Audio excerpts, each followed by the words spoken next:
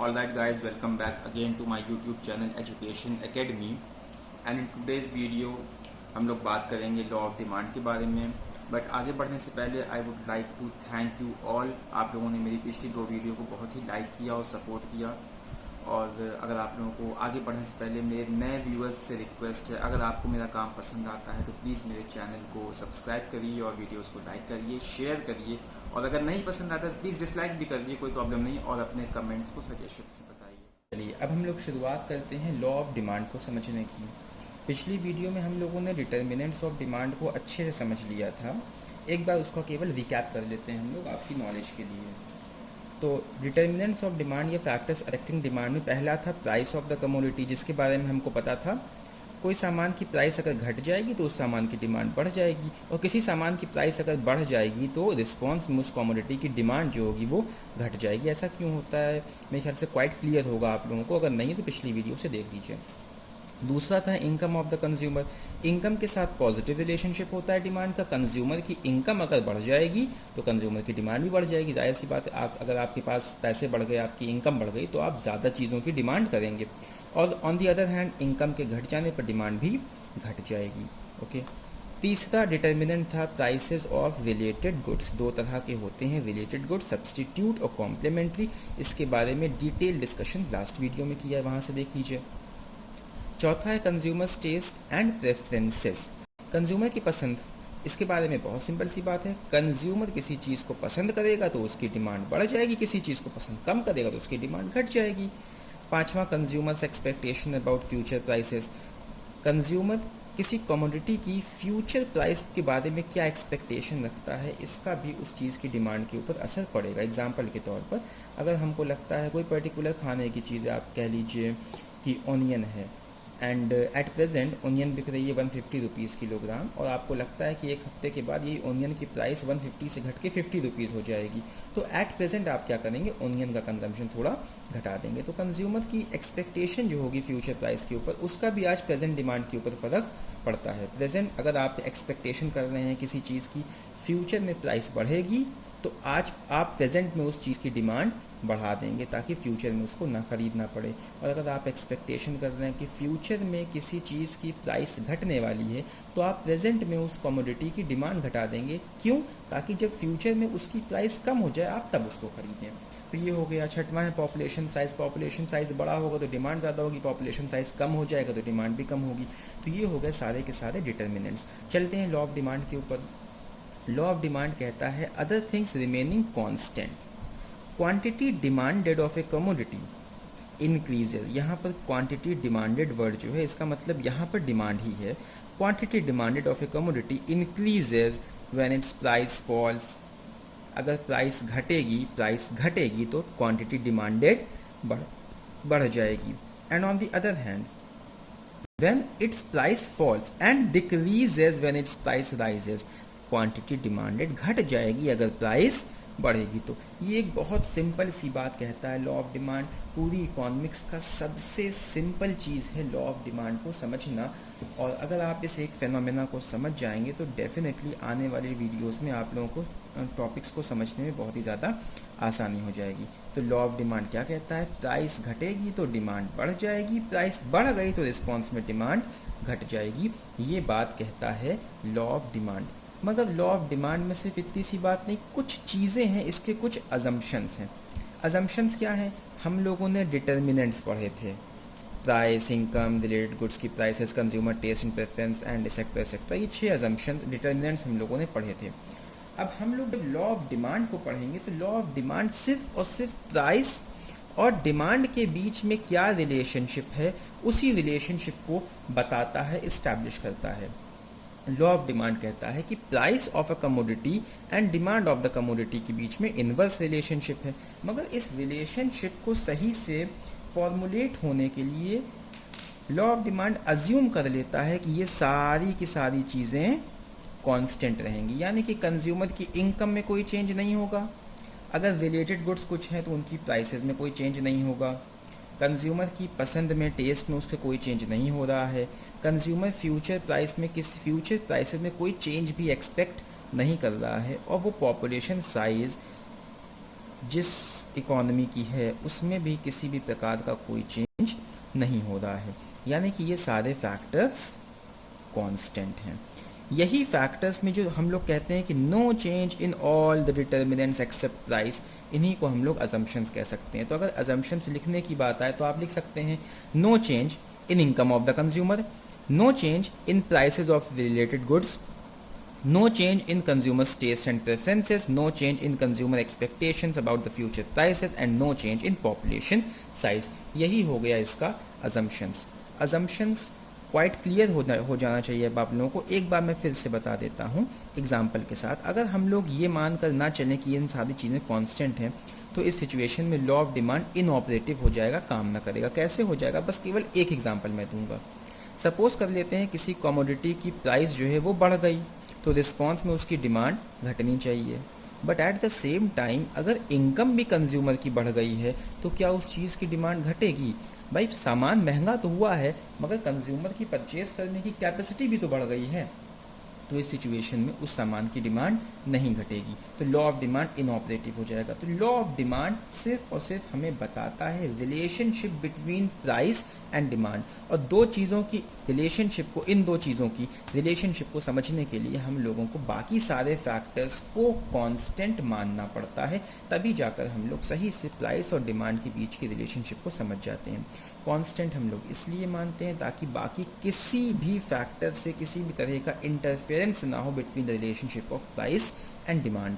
Now I guess कि हम लोगों का अजम्पशंस हो गया, डिटर्मिनेंट्स तो पहले ही हो गया था, लॉ ऑफ डिमांड हो गया। लॉ ऑफ डिमांड आप लोगों को अच्छे से समझ में आ गया होगा। अब हम लोग चलते हैं अपने अगले टॉपिक की तरफ जिसका नाम है demand schedule. Now demand schedule ये एक टैबुलर फॉर्म है लॉ ऑफ डिमांड का। डिमांड शेड्यूल क्या है? ये लॉ ऑफ डिमांड को टेबल के फॉर्म में रिप्रेजेंट करता है, शो करता है। क्या दिखाता है demand schedule? Shows the relationship between price and quantity demanded of A commodity. एक कमोडिटी की प्राइस और उसकी क्वांटिटी डिमांडेड के बीच में क्या रिलेशनशिप है, इसी को दिखाता है। अब भाई क्या रिलेशनशिप है हम लोगों को पहले से पता है, इनवर्स रिलेशनशिप या नेगेटिव। प्राइस घटेगी तो डिमांड बढ़ेगी, प्राइस बढ़ेगी तो डिमांड घटेगी। इसी रिलेशनशिप को टेबल के फॉर्म में दिखाता है। अभी मैं करके बता दूंगा, क्लियर हो जाएगा। दो तरह का होता है डिमांड शेड्यूल, एक होता है इंडिविजुअल डिमांड शेड्यूल, दूसरा होता है मार्केट डिमांड शेड्यूल। इसको समझना बड़ा आसान है। अगर आप लोगों ने individual demand, types of demand में वीडियो नंबर 1 में टाइप्स ऑफ डिमांड में इंडिविजुअल एंड मार्केट डिमांड पढ़ा है, तो इंडिविजुअल डिमांड शेड्यूल क्या करता है? ये एक डिमांड शेड्यूल ही है, मगर ये डिमांड शेड्यूल जो है वो इंडिविजुअल की, एक अकेले पर्सन की डिमांड के बारे में बात करता है, बताता है। जैसे सपोज कर लीजिए आप हैं, ठीक है, अपना एग्जांपल ले लीजिए, मोबाइल फ़ोन का एग्जांपल ले लीजिए क्वांटिटी, ये कमोडिटी में, और प्राइस ले लेते हैं 5000। जब मोबाइल 5000 रुपीज़ का है तब मोबाइल के लिए आपकी डिमांड है 2 यूनिट्स ऑफ मोबाइल। आप इस प्राइस पर 2 मोबाइल परचेज कर लेंगे। वहीं दूसरी तरफ अगर प्राइस मोबाइल की बढ़कर 5000 से 8000 हो जाती है तो आपकी जो डिमांड थी वो घट के 2 से 1 हो जा रही है। तो ये इंडिविजुअल आपके अकेले का मामला है। मगर अगर हम लोग सारे के सारे कस्टमर के बिहेवियर को मार्केट में देखें तो उन सारे के सारे कस्टमर के बिहेवियर को हम लोग मार्केट डिमांड शेड्यूल में रिप्रेजेंट करेंगे। इन शॉर्ट जितनी इंडिविजुअल डिमांड है उन सबको जोड़ दो तो निकल आती है मार्केट डिमांड। अब हम लोग ज़रा एक बार शेड्यूल बना लेते हैं, उसमें देख लेते हैं। Okay, individual demand schedule. यहाँ पर चिप्स की डिमांड के बारे में बात करी गई है। कोई कस्टमर है जिसका नाम है ए, यहाँ पर प्राइस दी गई है चिप्स की और उस पर्टिकुलर प्राइस पर कितनी डिमांड होगी ये इस कॉलम में दिया गया है। तो आप लोग देख सकते हैं जब चिप्स की प्राइस 10 रुपये पर पैकेट है तब ए जो है वो चिप्स की 3 पैकेट की डिमांड कर रहा है। जब यही प्राइस घटी 10 से घट के 8 हो गई तो डिमांड जो थी ए की वो बढ़कर 3 से 5 हो गई। फिर प्राइस बढ़कर घटकर 8 से 6 हो गई तो डिमांड 5 से बढ़कर 8 हो गई। सिमिलरली 4 पर 11 हो गई और 2 पर 15 हो गई। क्या शो कर रहे हैं? जैसे जैसे प्राइस घट रही है वैसे वैसे डिमांड जो है वो बढ़ रही है। ये क्या शो कर रहा है? Relationship between price and demand. Okay, ये लॉ ऑफ डिमांड का टैबुलर रिप्रेजेंटेशन है। इसी को अगर आप लोग नीचे से देख लें, प्राइस जब 2 रुपये थी तब डिमांड थी 15, प्राइस जब बढ़ी 4 हो गई तब डिमांड घटकर हो गई 15 से घटकर 11 हो गई। सिमिलरली प्राइस और बढ़ी तो डिमांड और घट गई, एंड घटते घटते जब प्राइस 10 रुपये हो गई तब डिमांड घटते हुए 3 हो गई। प्राइस बढ़ते हुए 10 हो गई और डिमांड घटते हुए 3 हो गई। तो क्या रिलेशनशिप इस्टेब्लिश हुई? प्राइस के घटने पर डिमांड बढ़ती है एंड प्राइस के बढ़ने पर डिमांड घटती है। ओके, मेरे ख्याल से इस छोटे से रिलेशनशिप में किसी को कोई दिक्कत नहीं होनी चाहिए। स्टिल कोई प्रॉब्लम है या तो प्लीज़ कमेंट्स में पूछ लो। अब चलते हैं मार्केट डिमांड शेड्यूल के ऊपर। जैसा कि मैंने बताया था कि मार्केट में there are number of customer, ढेर सारे कस्टमर होते हैं मार्केट में, केवल ए तो नहीं है, बी भी होंगे, सी भी होंगे, और भी बहुत सारे लोग होंगे। तो ये एक मार्केट डिमांड शेड्यूल है। एक्चुअली मार्केट डिमांड शेड्यूल को हम लोग समेशन कह सकते हैं of all the individual demand schedules.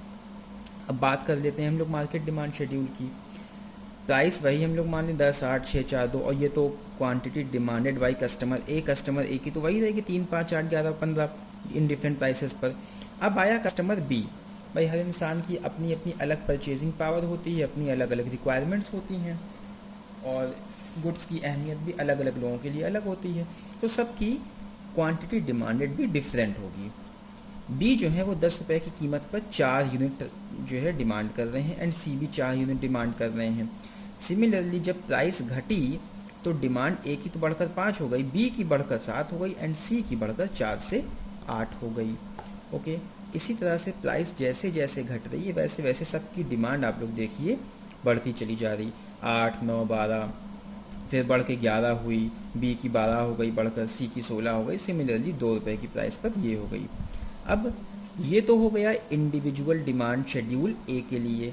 अगर हम लोग इस ए का हटा दें तो ये बी का, ए और सी का हटा दें, केवल इन दोनों को देखें तो प्राइस 10 रुपये पर बी के लिए हो गई डिमांड 4। तो ये बी का इंडिविजुअल डिमांड कर्व हो गया। एंड इसी तरह सिमिलरली ए और बी का हटा दें अगर तो सी का देखें तो ये सी का इंडिविजुअल डिमांड शेड्यूल हो गया।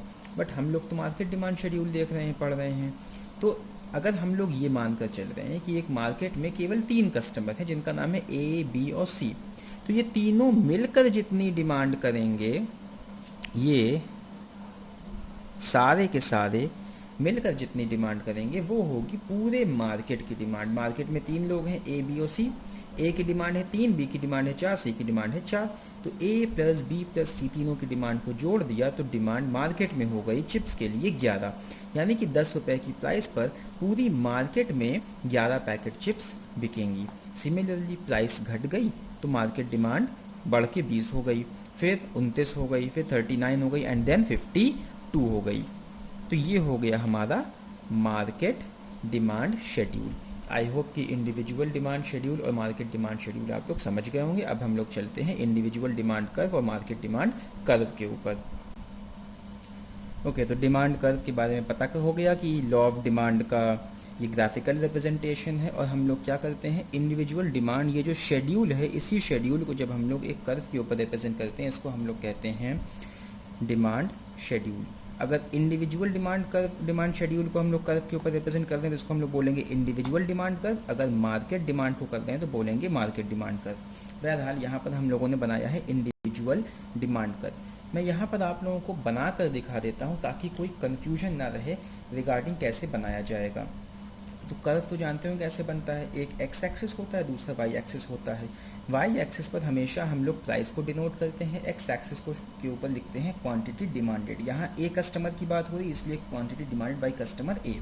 हम लोगों ने यहाँ प्राइस लिख दिया है अपने हिसाब से 2, 4, 6, 8, 10, 12, और इसी तरह से क्वांटिटी डिमांड लिख दिया 2, 4, 6, 8, 10, 12, 14, 14, 16 वगैरह वगैरह। ठीक है, जितनी भी डिमांड थी। अब हम लोग देखते हैं 10 रुपये की प्राइस पर डिमांड कितनी है, 3।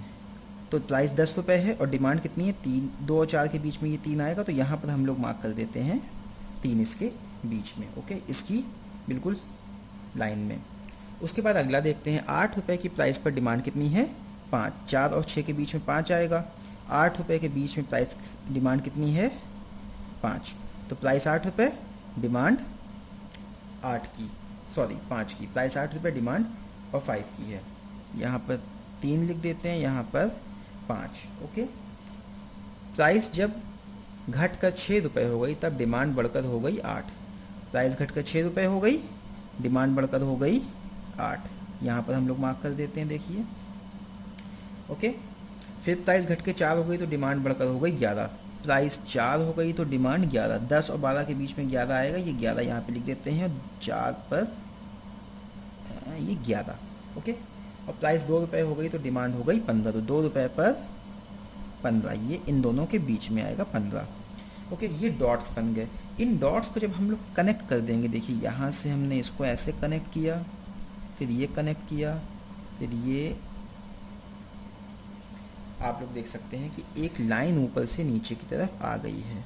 ओके, इसी लाइन को हम लोग कहेंगे डिमांड कर्व। ये बिल्कुल सीधी नहीं है, थोड़ा सा घूमी हुई है, इसीलिए हम लोग इसको डिमांड कर्व कहते हैं। सॉरी, वो ड्रॉ करने में थोड़ी प्रॉब्लम हो जाती है ना, तो इतना क्लियर नहीं आ पाता। आई होप कि आप लोगों ने समझ लिया है। ये पॉइंट है, ये है, ये है, ये है, और ये वाले पॉइंट्स हैं। ओके, तो प्राइस इतनी, डिमांड इतनी। एक और बार ऐसे देख लीजिए, 10 रुपये पर डिमांड कितनी है? 3। 8 रुपये पर डिमांड कितनी है? 5। 6 रुपये पर डिमांड कितनी है? 8। 4 रुपये पर डिमांड कितनी है? 11। एंड 2 रुपये की कीमत पर डिमांड कितनी है? 15। ये हो गया हमारा इंडिविजुअल डिमांड कर्व। हम लोगों ने देखा कि ये एक डिमांड कर्व है जो ऊपर से नीचे की तरफ आ रहा है। देख लीजिए, एक बार रफ में बना कर दिखा देता हूँ। कभी कोई आपके सामने अगर इस तरह से रखे और बोले बताओ ये इसका मतलब क्या हुआ, तो आप लोग कहेंगे ये डाउनवर्ड स्लोपिंग है, जो ये शो कर रहा है कि प्राइस के घटने पर डिमांड बढ़ेगी। देखिए, प्राइस इतनी है, डिमांड इतनी है, price this, demand this. Price जैसे ही घट के इतनी हो गई, यहाँ से यहाँ आ गई, देखिए प्राइस ही घट गई, तो कर्व के मुताबिक आप देखिए क्वांटिटी डिमांड बढ़ के यहाँ से यहाँ पर पहुँच गई। तो लॉ ऑफ डिमांड क्या कहता है? प्राइस के घटने पर क्वांटिटी डिमांडेड बढ़ेगी। यही है डिमांड कर्व हमारा, इंडिविजुअल डिमांड कर्व। अब आप लोग इसको अच्छे से समझ गए होंगे। अब हम लोग चलते हैं मार्केट डिमांड कर्व के ऊपर। इसी तरह से प्लॉटिंग करके उसमें भी मैं बता दूंगा, क्लियर हो जाएगा। ठीक है, मार्केट डिमांड कर्व बनने के लिए एकदम तैयार है। हम लोगों ने एक कर्व जैसे नॉर्मल बनता है बना लिया, वाई एक्सेस इधर, एक्स एक्सेस इधर। क्योंकि यहाँ पर क्वांटिटी डिमांडेड ज़्यादा है, तो इसलिए हम लोगों ने यहाँ पर 5, 10, 15, 20 का डिवीज़न लिया हुआ है, 5, 5 का, ना कि 2, 4, 6 का। ठीक है, तो इसमें प्लीज़ कंफ्यूज मत होइएगा। बाकी यहाँ पर प्राइस में वही 2, 4, 6, 8, 10, 12, ये बहुत बेसिक सी चीज़ है। आई होप आप सबको आती होगी। अब चलते हैं, बस देख लेते हैं। यहाँ पर हमको इंडिविजुअल से कोई मतलब नहीं, सिर्फ हम लोगों को प्राइस देखनी है एंड मार्केट डिमांड देखनी है। तो 10 रुपये की प्राइस पर डिमांड कितनी है? 11। 10 रुपये की प्राइस है और डिमांड कितनी है? ये 10 के आगे 11, यहाँ पर हम लोग मार्क कर लेते हैं। ये हो गया पहला वाला डॉट। अब उसके बाद जब प्राइस घट के 8 हो गई, तब डिमांड बढ़कर कितनी हो गई? 20। तो 8 रुपये पर ये है 20। ओके, 8 रुपये की प्राइस है, 20 रुपये क्वांटिटी डिमांडेड है। प्राइस घटी 6 हो गई, तब डिमांड बढ़कर कितनी हो गई? 29। 6 रुपये की कीमत पर 29 हो गई। 4 रुपये पर कितनी हो गई? 39। 4 रुपये प्राइस है एंड 39, 30 पे 40, यहाँ पर 39 यहाँ पर हो गया हमारा। एंड देन 2 रुपये पर कितनी होगी? 52। ये 2 रुपये की प्राइस पर हो गई। ठीक है, अब हम लोग कर्व बना लेते हैं यहाँ पर, बट उससे पहले आपको ये करके दिखा देता हूँ, ये बॉक्स बनाकर। प्राइस 10 रुपये, इस सिचुएशन में डिमांड है 11। Okay, got it. प्राइस घटी 8 रुपये हो गई, डिमांड बढ़कर हो गई 20। देखिए, पहले इतनी थी, 11 से बढ़कर हो गई 20। देन 6 रुपये की प्राइस है, डिमांड बढ़कर हो गई 29। ओके, 4 रुपये की प्राइस है, डिमांड बढ़कर 39, 39। 2 रुपये की प्राइस, जैसे जैसे प्राइस घटती वैसे वैसे डिमांड आगे बढ़ती चली जा रही है। कितनी हो गई? 52, सॉरी, यहाँ तक आएगा, ये नहीं होगा, 52। तो ये सारे डॉट्स जो हैं, इन्हीं सारे डॉट्स को हम लोग ऐड कर देते हैं, बन जाएगा फिर से हमारा डिमांड कर्व, ये डॉट्स हमारे ऐड हो गए, ये हो गया, इसको हम लोग डी करके इसका नाम दे देते हैं। ये बन गया हमारा मार्केट डिमांड कर्व। तो मार्केट डिमांड कर्व में और इंडिविजुअल डिमांड कर्व में कोई फ़र्क नहीं होता, वो सिंपली डिमांड शेड्यूल का या लॉ ऑफ डिमांड का ग्राफिकल रिप्रेजेंटेशन होता है। केवल एक डिफरेंस होता है, इंडिविजुअल डिमांड कर्व जो होता है वो थोड़ा छोटा होता है, मार्केट डिमांड कर्व थोड़ा बड़ा होता है। रीज़न बहुत ऑब्वियस है उसके पीछे। इंडिविजुअल डिमांड कर्व में इंडिविजुअल के द्वारा डिमांड की गई क्वांटिटीज़ जो होती हैं वो कम होती हैं, मार्केट डिमांड कर्व में इन सबको ऐड कर दिया जाता है तो क्वांटिटीज़ ज़्यादा हो जाती हैं, इसीलिए कर्व बड़ा हो जाता है। तो आज के हमारे टॉपिक में individual demand schedule, market demand schedule, individual demand curve, market demand curve और लॉ ऑफ डिमांड कंप्लीट हो गया। Thank you so much for watching the video and don't forget to like and subscribe.